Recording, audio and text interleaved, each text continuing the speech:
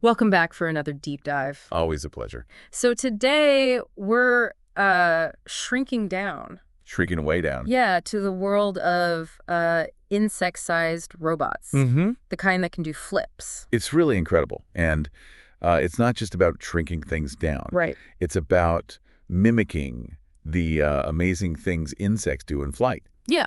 Things our best robots struggle with, even at larger sizes. Oh, absolutely. You know. Okay, so we're talking about our source material for today, right? Right. A research article called Acrobatics at the Insect Scale, a durable, precise, and agile micro-aerial robot. It was just published in Science Robotics this month, actually. Yeah, and it's not just a cool title. Right. This paper describes a real breakthrough. Yeah. A subgram MAV, Okay. which means it weighs less than a paperclip, Wow. but with capabilities we've never seen before. Okay, that already sounds pretty wild, but let's step back for a second. Okay. Why is everyone so hyped about making robots that fly like insects in the first place? I mean, besides the coolness factor? Well, think about it. Insects can zip through the air, make sharp turns, and recover from being bumped, all in a fraction of a second. Yeah. They're masters of efficiency and maneuverability, things Yeah. we've been trying to crack in robotics for ages. I get it, but haven't people already built tiny flying robots? Sure. What makes this one so special? Well, there's tiny, and then there's insect tiny. Okay. We're talking a robot that weighs only 750 milligrams, Oh, wow. roughly the size of a large beetle. Uh-huh. And it's not just the size, it's how it performs compared to past attempts. Okay. Previous subgram MAVs barely stayed in the air for 10 seconds before something gave way. Oh, wow. They were fragile and limited in what they could do. So are you telling me this new robot doesn't break down every few seconds? Yeah, that's the amazing part. What's the secret sauce? A lot of it comes down to clever design choices. Okay. For starters, they took inspiration from insect wings, Mm-hmm. but didn't just try to copy them directly. Right. They built this MAV with 4 identical units, each with a soft actuator called a dielectric elastomer actuator, a DEA, to flap the wings. A DEA. Yeah. That sounds like something out of a spy movie. Uh-huh. Is this robot going to be saving the world? Yeah, maybe not saving the world just yet, Okay. but the DEA is a key part of the breakthrough here. All right. See, DEAs are soft and flexible, Mm-hmm. which makes them good for mimicking natural movements, Okay. but they can also be prone to damage under stress. Yeah, I can see how that would be a problem. Right. Especially in a robot this small where everything has to be so lightweight. Exactly. Uh. So the researchers had to come up with ways to make these DEAs incredibly durable. Okay. And one trick they used was to elongate the wing hinges. Uh-huh. This actually reduces the stress on those delicate actuators by over 1,000 times compared to previous designs. Over 1,000 times. Yeah. That's insane. They must have done a ton of testing to figure that out. They did. They used numerical simulations to really pinpoint the areas of highest stress, and then found ways to distribute that stress more evenly across the structure. But the elongated hinges were only part of the solution. Okay, so what else did they do to beef up this little robot? Did they give it a tiny exoskeleton or something? Well, not an exoskeleton exactly, but they had to deal with a problem called off-axis bending. Off-axis bending. Yeah. Basically, the DEAs would sometimes buckle and lose power if they weren't perfectly aligned. Oh, I see. So they introduced what they call guide transmissions to keep everything moving smoothly. Okay. Think of it like adding support beams to a structure to prevent it from collapsing under pressure. Okay, that makes sense. So all these tiny reinforcements and clever designs. Mm-hmm.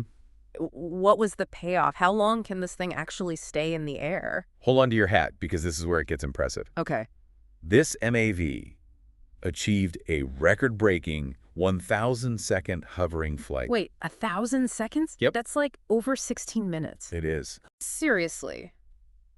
For a robot that weighs less than a dime. That's right. No way. Yes way. Yeah. And it's not just about bragging rights. Right. That kind of endurance changes the game entirely. Wow. Now we're talking about a robot that can collect data, explore its surroundings, Uh-huh. and potentially even perform tasks for extended periods, Okay. all on a single charge. Wow. Okay, so it's durable, but can it fly?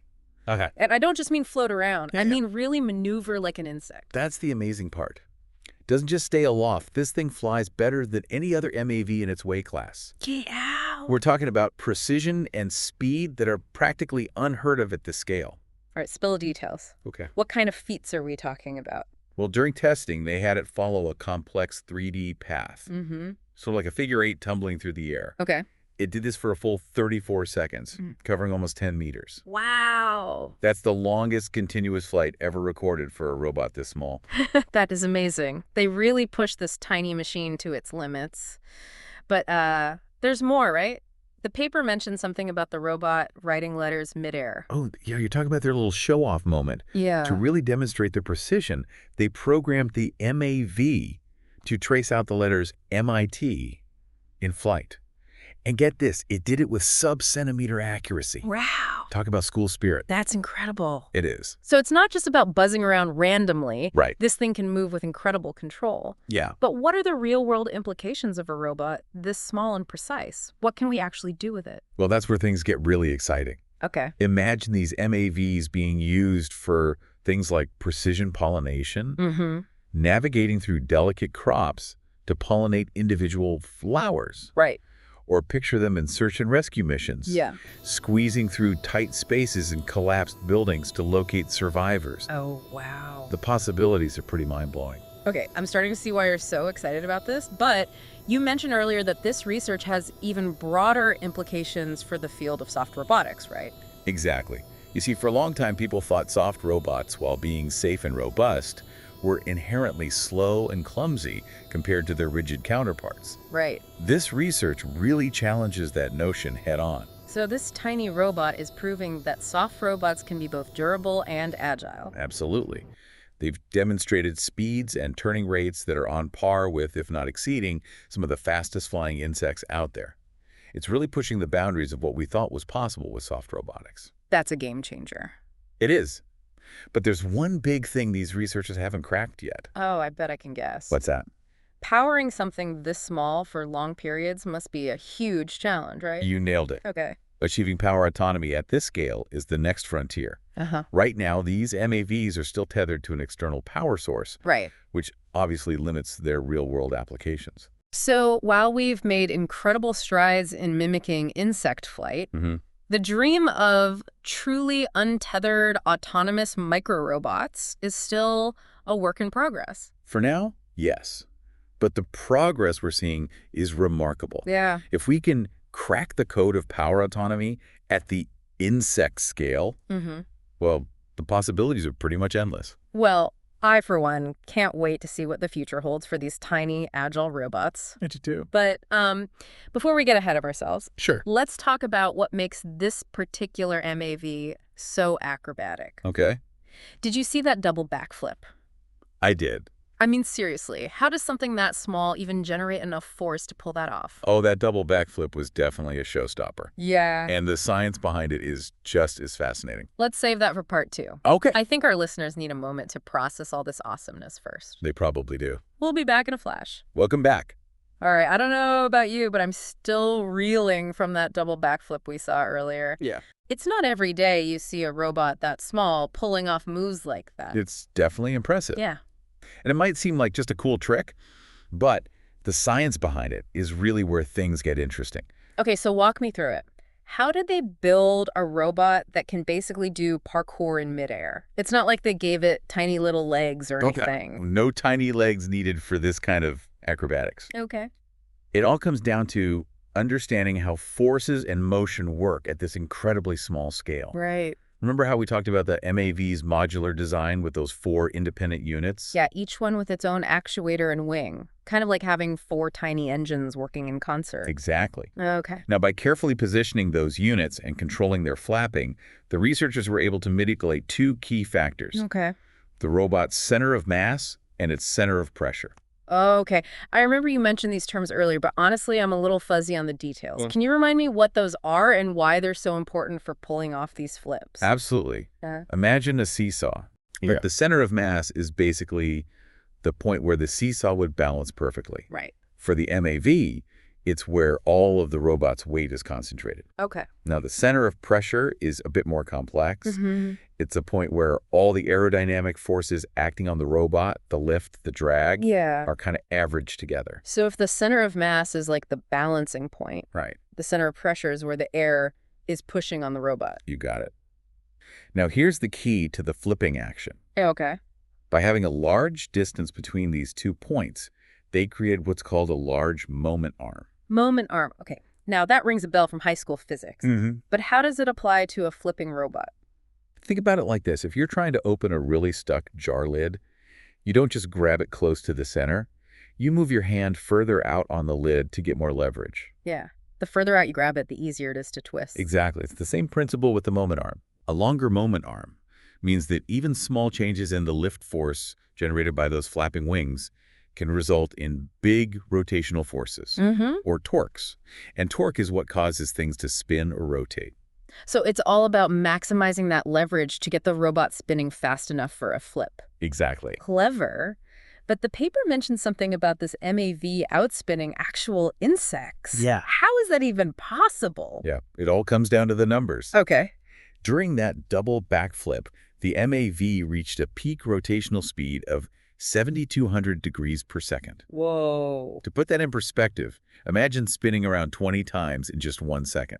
Whoa, that's insane. I'd probably get whiplash just watching that. Now, compare that to the fruit fly, which is considered one of the most agile flyers in the insect world. They can only reach about 5,200 degrees per second. So this tiny robot is out flipping a fruit fly. Now that's something I never thought I'd say. It is pretty remarkable. Yeah. But remember, it's not just about raw speed. Right. There's also a level of precision and control here that's crucial. The robot isn't just tumbling randomly. Right. It's executing a precisely choreographed sequence of movements. Right. Like a tiny robotic gymnast. It has to accelerate upwards, initiate the flip at just the right moment, and then stabilize itself to land safely, all while spinning at thousands of degrees per second. Exactly. And it accomplishes all of that in a fraction of a second. Wow. The entire double flip takes just 0.17 seconds from start to finish. It's mind-boggling to think about all the calculations and fine-tuning that went into making that possible. It is. But beyond the sheer coolness factor, what are the practical implications of a robot this small being able to perform these kinds of acrobatics? This kind of agility opens up a whole new world of possibilities. Okay. Imagine these MAVs navigating complex environments that would be impossible for larger robots. Right. Picture them weaving through dense forests to monitor wildlife, or zipping through the rubble of a collapsed building to search for survivors. It's like taking the concept of drones to a whole new level. Instead of just hovering and observing, they could actively interact with their surroundings in ways we never thought possible. Exactly. And the fact that they can do it all with such incredible precision and speed makes them even more versatile. Right. They can even perch on structures like birds do for observation, or to recharge using tiny solar panels. Okay, I'm officially on board with the tiny acrobatic robot revolution. But let's be realistic for a second. Power limitations aside, what other hurdles do researchers need to clear before we see swarms of these things out in the real world? That's a great question. And there are definitely some challenges ahead. Okay. For one, we need to think about sensing and perception. These robots need to be able to see and understand their surroundings in order to navigate autonomously. So equipping them with tiny cameras and sensors, right? Kind of like giving them miniaturized eyes and ears. Exactly. But it's not just about having the sensors. Right. The bigger challenge is processing all that sensory information in real time. Yeah. Especially on a robot this small, with limited computing power. Right. It's not like they can carry around a full-blown supercomputer on their backs. Exactly. Yeah. And then there's the issue of robustness. These MAVs need to be able to withstand the elements and the unexpected bumps and collisions that come with operating in the real world. So dealing with wind gusts, rain, maybe even the occasional bird trying to swat it out of the air. Right. And all of that while maintaining their lightweight design and agility. It's a tall order. But the progress we've seen is truly remarkable. It really is. I mean, just a few years ago, the idea of a robot this small doing backflips would have been considered science fiction. But now here we are. It's a testament to the ingenuity of the researchers and the power of bio-inspired design. Yeah. By observing how insects have solved these challenges over millions of years of evolution, we can find inspiration for new engineering solutions. And it's not just about copying nature directly, right? It's about understanding the fundamental principles and then adapting them to our own engineering needs. Precisely. And this MAV is a perfect example of that. Yeah. We'll delve deeper into that concept of bio-inspiration in part 3. Okay. But before we move on, let's take a moment to appreciate what a remarkable feat of engineering this tiny robot represents. It really is a game changer in the world of soft robotics. Absolutely. And who knows, maybe one day these tiny acrobats will be helping us solve some of the world's biggest problems. Hopefully. We'll be back after a quick break to discuss the key takeaways from this fascinating research and what it all means for the future of robotics. Stay tuned. Welcome back to the show. Glad to be back. Throughout this entire deep dive, I keep coming back to how these researchers managed to create something so incredibly innovative. Yeah. I mean, they didn't just slap some wings on a tiny robot and hope for the best. Right.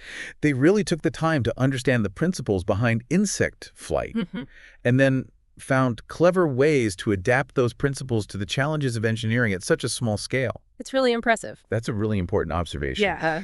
The success of this MAV isn't just about miniaturization. Right. It's about understanding that bio-inspired design is not simply about copying nature. Right. It's about taking inspiration from the elegant solutions that nature has evolved over millions of years, and then translating those solutions into something that works in the world of engineering. So it's like taking a cue from nature, Right. but not being afraid to deviate from the blueprint when necessary. Exactly. Finding that sweet spot between biological inspiration and practical engineering. Precisely. Yeah. And this MAV is a perfect illustration of that. Okay. Take the wing design, for example. Okay. Insects have these incredibly complex wing structures with multiple joints and muscles that allow for incredibly fine-grained control over their movements. Yeah. Trying to recreate that level of complexity Right. in a robot this small would be a nightmare, Right. if not impossible. I can only imagine the engineering headaches that would cause. Right. So instead of getting bogged down in trying to perfectly replicate the biological complexity, the engineers took a more streamlined approach. Okay. They simplified the wing design using a single elongated hinge that runs along the entire leading edge of the wing. And if I remember correctly, that elongated hinge design was actually one of the key factors in the robot's impressive durability, right? Exactly. By distributing the stress more evenly across that long hinge, they were able to significantly reduce the wear and tear on the delicate actuators. Right. It's a clever solution Yeah. that demonstrates how sometimes deviating from the biological model can actually lead to a more robust and efficient design. So they took the concept of flapping wings from nature, but then made a conscious decision to simplify that mechanism to achieve a specific engineering goal. Right. I like it. Yeah, and that same principle applies to other aspects of the MAV's design. Right. Think about the decision to use 4 independently controlled wings Right. instead of 2, Yeah. which is what we see in most flying insects. Yeah. That always struck me as a bit unusual. Why not stick with the tried and true two-wing setup? Well, from a purely biological perspective, 2 wings might make more sense. Okay. But from an engineering standpoint, 4 wings offer a significant advantage control. Okay. By independently controlling the flapping of each wing, the researchers could achieve a level of precision and maneuverability Right. that simply wouldn't be possible with just 2 wings. So they sacrificed a bit of biological accuracy in exchange for greater control and agility. It's like they took inspiration from nature and then said, okay, now how can we make this even better? Exactly. And the results speak for themselves. Right. This MAV can hover, dart, turn on a dime, Yeah. and even perform acrobatic flips, all thanks to that 4-wing design. It's a great example of how bio-inspired design is not a one-size-fits-all approach. Right. It's about understanding the trade-offs and making strategic decisions based on the specific application and the desired outcome. Couldn't have said it better myself. Yeah. And as we continue to explore the possibilities of robotics, especially at these incredibly small scales, Right. this kind of nuanced thinking, Yeah. this ability to balance biological inspiration with engineering ingenuity is going to become even more crucial. Well, I think this deep dive has definitely given our listeners a lot to ponder. I hope so. The world of insect-scale robotics is clearly full of potential. Yeah. And it's incredibly inspiring to see how researchers are drawing from nature to create machines that were once thought to be impossible. Absolutely. And what's even more exciting is that we're really just scratching the surface of what's possible. Right. Who knows what incredible discoveries and innovations await us in the years to come. And that brings us to the end of our deep dive into insect-scale acrobatics. We've seen how engineers have created a robot that's not only tiny and durable, but also incredibly agile and precise. Mm-hmm. It's a testament to the power of bio-inspired design and a glimpse into a future where robots might be as nimble and versatile as the insects they're modeled after. Yeah, it's really exciting. But before we go, I want to leave you with one final thought. Okay. We've talked a lot about the incredible things this MAV can do, Mm-hmm. but imagine for a moment what would be possible if we could make it power autonomous. Yeah, If it could fly and operate and completely untethered. that would be amazing. What applications would you envision? How might this technology change the world in the next 10 years? Think about it, and maybe, just maybe, you'll be the one to turn those possibilities into realities. Until next time, keep exploring, keep learning, and keep diving deep.